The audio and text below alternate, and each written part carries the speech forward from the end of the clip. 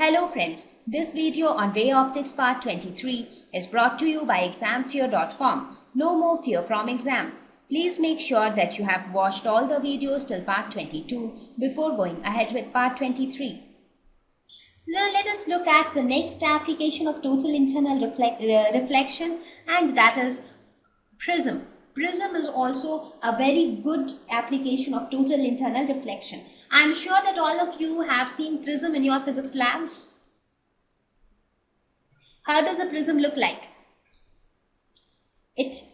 From one side, it looks like a triangular glass object, right? So it has different multiple faces such that when a ray of light enters the prism, dispersion takes place. When a light enters, it gets split into all its components. But here we will talk about how prisms make use of total internal reflection, because of which it is used in many different instruments. For example, in binoculars, all of you would have seen binoculars, right, which you use to see distant objects. Something which is far away from you, you can see that distant object using a binocular. Now, where inside the binocular do you see these prisms? If you look at the inside structure of the binocular, it looks somewhat like this. So inside the binocular, you see these are the arrangement of the prisms. If you see, this is the light ray which is entering.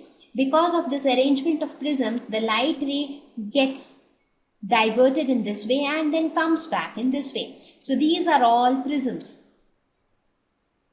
So the arrangement of these prisms help the binocular work, right? So these are the prisms. So this is the eyepiece where you have, these are the lenses. Similarly, this is the lens, and this arrangement of prisms helps to change the direction of the light in this particular fashion.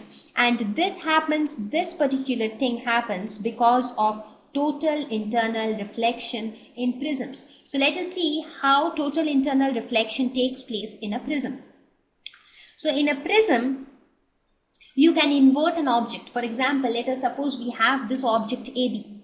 So when these rays of light enter the prism, it reaches the boundary from where this is glass. So this is a denser medium and this is air. So it is a rarer medium. So it tries to move from a denser medium to rarer medium, but the angle of incidence is set at a value which is greater than the critical angle.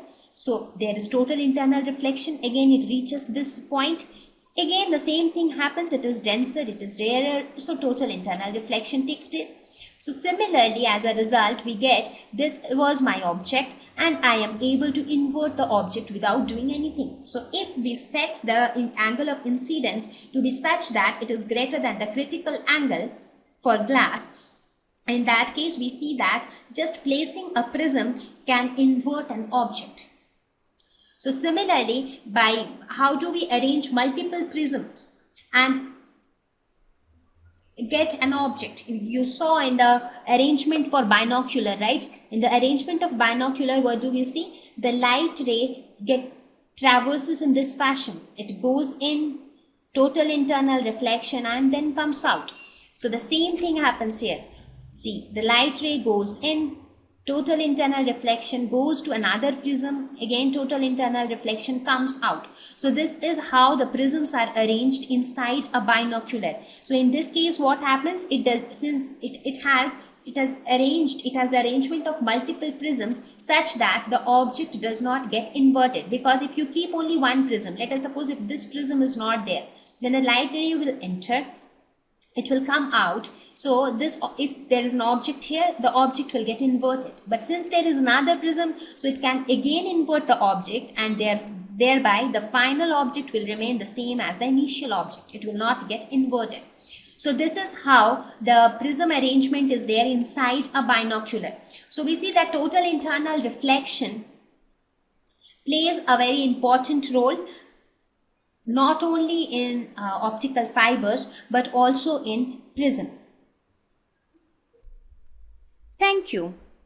Please visit examfear.com to watch free educational videos, try free online tests, get the best quality study materials, study from the best tutors and mentors, and much more. Thank you once again.